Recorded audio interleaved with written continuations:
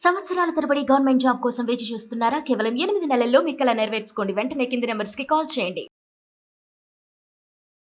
నమస్తే రమ్మగారు. నమస్తే జయ. పేరెంటింగ్‌కి సంబంధించిన ఒక ప్రశ్న అండి. పిల్లలు తప్పులు చేస్తుంటారు కదా! సాధారణంగా అమ్మకే వచ్చి చెప్తారు. లేతే అమ్మకి తెలుస్తుంది. వెనకేసుకొస్తాం. ఎవ్వరమైనా చేసే పనేనండి. అది ఏ స్టేజ్ వరకు తీసుకెళ్ళొచ్చు? ఎక్కడ వరకు మనం వాళ్ళని సపోర్ట్ చేయొచ్చు? ఎక్కడ రివీల్ చేయాలి? ఎక్కడ తిట్టాలి? ఎక్కడ మందలించాలి? ఎక్కడ మనం వెనకేసుకురావాలి? దానికంటూ ఒక లైన్ ఏదైనా పెట్టుకోవాలంటారా?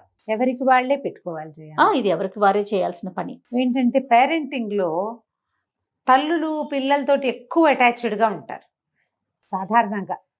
ఈ రోజుల్లో కొంచెం తండ్రులు కూడా అటాచ్డ్గా ఉన్న వాళ్ళు కనపడుతున్నారు. ఇదివరకు తండ్రి బయట పనులలో ఉండటము, తల్లే అందుబాటులో ఉండటం ఇదివరకటి కాలంలో ఉండేది. ఇప్పుడు తల్లులు కూడా అందుబాటులో లేని పరిస్థితులు కూడా వచ్చేసినాయి మనకి.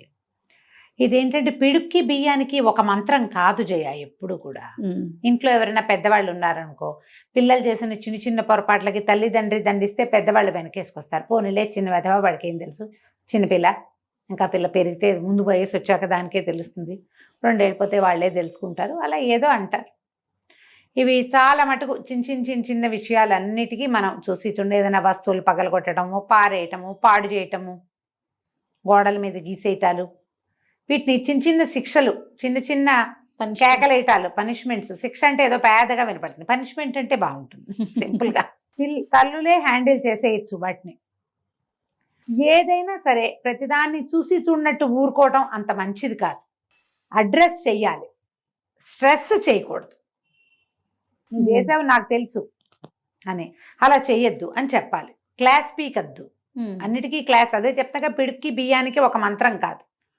ఇలా చేస్తే ఈ వస్తువు పాడైపోతే మనం మళ్ళీ కొనుక్కోలేకపోతాం. ఇంకోసారి కొనటానికి నాన్న ఒప్పుకోకపోవచ్చు, మనకి జేబు సపోర్ట్ చేయకపోవచ్చు. అది చెయ్యొద్దు. ఇలా చెప్పుకోవాలి. కొన్నిటికి బెదిరించాలి. నువ్వు ఇలా చేసావంటే నేను నీకు అడిగింది నేను చెయ్యను, బెదిరించాలి. కొన్నిటికి బ్రైబ్ చేయాలి. నువ్వు కనుక బుద్ధిగా ఉంటే నీకు అది కొని పెడతా, ఇది కొని పెడతా, ఇలా పాడు చేయకుండా ఉంటే నీకు అదేమిటో ఇంకోటి కూడా కొనిస్తాను, అక్కడెక్కడికో తీసుకెళ్తా. మనం ఎవరింటికైనా తీసుకెళ్తాం పిల్లల్ని, అక్కడ అన్ని వస్తువులు ముట్టుకోకూడదు, తీయకూడదు, అవన్నీ చెప్తామా చెప్పమా? ఖచ్చితంగా చెప్తామా. ఇవాళ రేపు నేను అది ఎవరు చెప్పట్లేదని భావిస్తాను జయ. కాస్త వదిలేస్తున్నారు అమ్మగారు. బాగా వదిలేస్తారమ్మా, బాగా వదిలిపెట్టేస్తారు. ఆ పిల్లలేమో పిచ్చల్లరి చేస్తారు. కొంతమంది పిల్లలు ఉంటారు ఇంట్లో బాగా ఉండి బయటకు వచ్చాక ఎక్కువ అల్లరి చేస్తారు. బయట తల్లులు ఏమి అనరని ఇంకా అల్లరి పెరిగిపోతుంది. ఎప్పుడు కూడా పిల్లలకి ఎప్పుడు చెప్పాలా, రోజు అలా అంటారు కొంతమంది. రోజు ఎవరు చెప్తారు? రోజు చెప్పాలమ్మా. ఎలా మీరు సుప్రభాత సేవ, పవళింపు సేవ పిల్లలకి జరపాలి. లే లే లే లే లే లే అని లేపాలి. పడుకో పడుకో పడుకో పడుకో అని చెప్పాలి. దానికి ముందు మీరు లేవాలి, పడుకోవాలి, మీరు కూడా చేయాలి. అవి ఇవి చెప్పాలా. వీటితో పాటు మంచి చెడు సరి చేయటము చేస్తూనే ఉండాలి. కాకపోతే మనం ఎంతసేపు సరే చేస్తున్నామని వాళ్ళకి అప్లాస్ చేయటం లేదని అలా అనిపించకూడదు. పిల్లలకి మెచ్చుకోవట్లేదు, ఎప్పుడు సరి చేస్తారు. ఒకడు ఉంటాడు అన్ని మెప్పుకోళ్ళు తీసుకుంటాడు, సరి చేస్తే ఒప్పుకోడు. అవును. ఈ బ్యాలెన్స్ని తల్లులు సాధించాలమ్మా. ఏమి తండ్రులు ఎందుకు చేయకూడదు అని మీరు వెంటనే వస్తుంది. ఎప్పుడు మీది పై చెయ్యని మీరు ఒప్పుకుంటారో ఒప్పుకోరా? పిల్లల పెంపకంలో ఒక పిల్లవాడు పుట్టడంలో మీది పై చెయ్యి అవునా కాదా? 100%. టెక్నికల్గా కాదు నేను అనేది, టెక్నికల్గా కాదు, 100%. ఒక పిల్లాడిని మోస్తాము, వాడిని అంటాము, వాడి సంగతి చూస్తాము, వాడిని ఫీడ్ చేస్తాము, అవునా? మన మీద ఎక్కువ ఉంటుంది. అవును. ఈ పిల్లవాడిని అదుపు చేసేది, లైన్లో పెట్టేది మీరు సరిగ్గా చేస్తే మీరు పిల్లవాడి నాన్నను కూడా హ్యాండిల్ చేయగలుగుతారు. అప్పుడప్పుడు చేయలేకపోతాం, కానీ కనీసం మీకు పిల్లాడు ఉంటాడు చేతిలో. వాళ్ళు వదిలేయండి. మనం కన్న కొడుకైనా ఉండాలిగా. మన కన్న కొడుకుని మనం సరి చేసుకోవచ్చు, అత్తగారి కొడుకుని సరి చేయటం చాలా కష్టం కదా. మన పిల్లల్ని, మన పిల్లాడు అనుకో 2 చెంపకాయలు కొడతాం. అన్నం పెట్టకుండా ఏదో గ్రౌండ్ చేసి 1 గంట సేపు నుంచోబెట్టి నువ్వు ఇక్కడే కూర్చో, బలం మీదే కూర్చో, దిగడానికి వీల్లేదు. ఏది మొగుళ్ళని అనగలమా? అస్సలు అవకాశం లేదు కదా. కాబట్టి అత్తగారి అబ్బాయిల పెంపకం మన వల్ల కాదు, ఆల్రెడీ చెడిపోయి ఉంటారు వాళ్ళు. మన అబ్బాయిలని అయితే మనం చేయగలుగుతాం. ఇలా ఆలోచించండి. ఇది మన చేతిలోది. మన మనది. పిల్లల్ని మన పిల్లవాడు మన చేతిలో వాడు, మన పిల్ల మన చేతిలోది.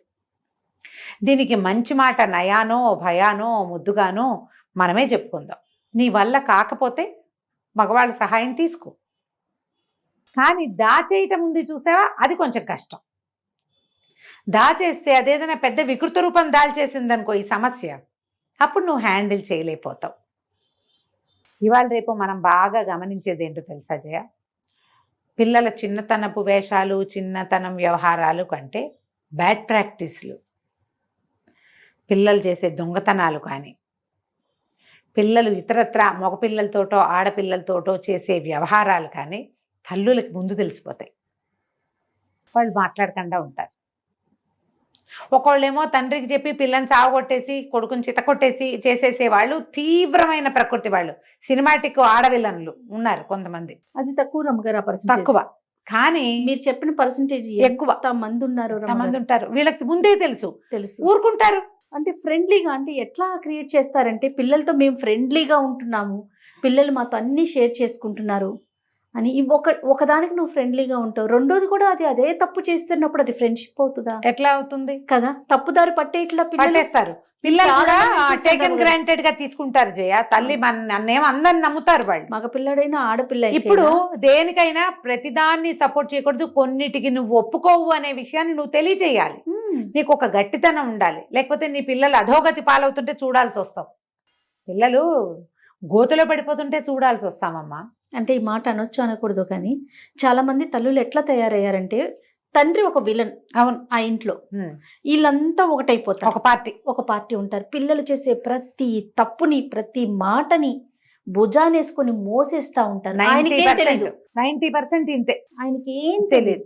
అలా పిల్లలు మీరు అన్నట్టుగా గోతులో పడిపోతే గొయ్యి పెద్దదనుకోండి, బయటికి లాగలుగుతాం, తాగలేం.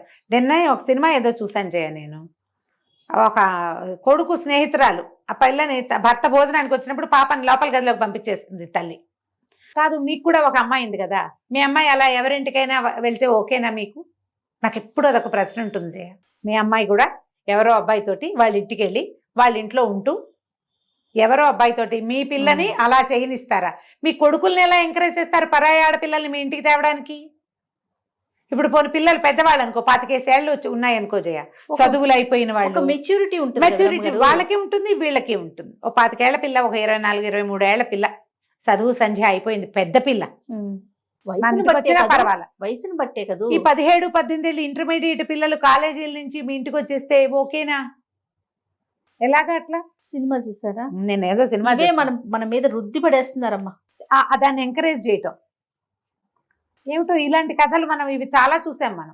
అవునండి, సినిమాల్లో బాగా కనపడతాయి. ఇప్పుడు మగపిల్లల మీ అబ్బాయి ఎవరినైనా హీరో ఒక అమ్మాయిని ప్రేమించడమో ఫ్రెండ్షిప్ చేయటమో దాని అదంతా హీరోయిజం. అదే మీ ఇంటి ఆడపిల్ల, మీ ఇంటి ఆడపిల్ల వెళ్తే ఒప్పుకోరు మీరు. అస్సలు అబ్బాయి ఒప్పుకోడు, మా చెల్లెల వైపు చూస్తే ఒప్పుకొని అంటాడు, వీడు మాత్రం అందరి వైపు చూస్తాడు. దానికి తల్లి సపోర్టు. అదేమిటో నచ్చలేదు జయ, నాకు ఆ పాయింటే నచ్చజావలేదు. అది పొరపాటు, అది తప్పు, చేయకూడదు అది. ఇప్పుడు మనము దీనికి పైగా ఏంటంటే నా వరకు వస్తే నేనేం చేస్తాను అనేది మనకు ఒక ప్రశ్న ఉండాలి కదా మరి. అవునా కాదా? మరి ఇంత చిన్నపిల్లవి ఇంకా చదువుకుంటావు, ఎందుకమ్మా ఇలా ఇళ్ళంబడి పెడితే అని అనలేం మనం. నువ్వు పెద్ద పిల్లలైతే నేను చెప్తున్నాగా, 20-25 ఏళ్ళు ఉంటే వాళ్ళకి 25 ఏళ్ళు నుండి ఓ చదువు అయిపోయో ఉద్యోగాలు చేసుకుంటూనో కాస్త స్నేహాలు చేసినా ఈ కాలాన్ని బట్టి పర్వాలేదమ్మా. మరి చిన్నపిల్లల్ని ఎంకరేజ్ చేయకూడదు, అది పొరపాటు, తప్పు. దీనికి మనకి ఒక విషయంలో గట్టితనం ఉండాల్సిందే, లేకపోతే మనం వీళ్ళని సరిగ్గా ఉంచుకోలేము. నేను చెప్పే కదా, పిల్లలు గోతులో పడుతుంటే చూస్తూ ఉండాల్సి వస్తాం. ఎవరికి నష్టం? ప్రపంచానికి వచ్చిన నష్టం ఏం లేదు కదా. ఆ పిల్లలకి ఏదైనా అయితే తల్లికి ఎంత కడుపుకోతమ్మా. అవును, ఈ పిల్లడు పోతే పోయాడు ఇంకోటి వస్తాడని అనుకోగలమా? అనుకోలేం కదా. సరిగ్గా ప్లాన్ చేసుకోండి. ఇందులో చెప్పే ముందే పిడికి బియ్యానికి ఒక మంత్రం కాదు. చిన్న పొన్న పొరపాట్లు ఇవి లాంగ్ రన్లో ఇబ్బంది పెడతాయి అనిపించనివి చూసి చున్నట్టు ఊరుకోవచ్చు, కవర్ చేయొచ్చు మనం, ఏవో చిన్నవి పొన్నవి. కానీ ఇది వీడికి హ్యాబిట్ అయిపోతుందని కానీ, దీనివల్ల ఫర్దర్గా మన సమాజంలో ఇబ్బంది పడతామని కానీ అనిపించిన మ్యాటర్ని మీరు హస్బెండ్కి, ఇంట్లో పెద్దవాళ్ళకి రివీల్ చేయాలి. పిల్లను సరి చేసేందుకు పూనుకొని ఇద్దరు కలిసికట్టుగా ఒక్క మాట మీద ఉండి భార్యాభర్త పిల్లల్ని దారిలో పెట్టుకోవాలి. సమయం సందర్భాన్ని బట్టి యాక్ట్ చేయండి. ఇది మన పిల్లల భవిష్యత్తుకి ఇదేమైనా ప్రాబ్లం అవుతుందా అనేది మీకై మీరు ఆలోచించుకోండి, లేదా ఎవరిదైనా అడ్వైస్ తీసుకోండి. తప్పకుండా. ఆ అడ్వైస్ తీసుకుంటే ఒక బ్రెయిన్తో ఆలోచించిన అతి ప్రేమాతిశయంతో పొసెసివ్నెస్తో పిల్లల మీద ఉండే సహజమైన మాతృప్రేమతోటి కాకుండా ఫర్దర్గా ఇవి ప్రాబ్లం అవుతాయా అనేది స్నేహితులతోటో మీ క్లోజ్ రిలేషన్ తోటో డిస్కస్ చేసి, విషయం చెప్పకపోయినా పూర్తిగా మీ పిల్లల్ని రివీల్ చేయటం సాధారణంగా ఎవరికి ఇష్టం ఉండదు, కనుక్కొని దాన్ని బట్టి ప్లాన్ చేసుకోండి. ఓకే. నమస్తే. నమస్తే.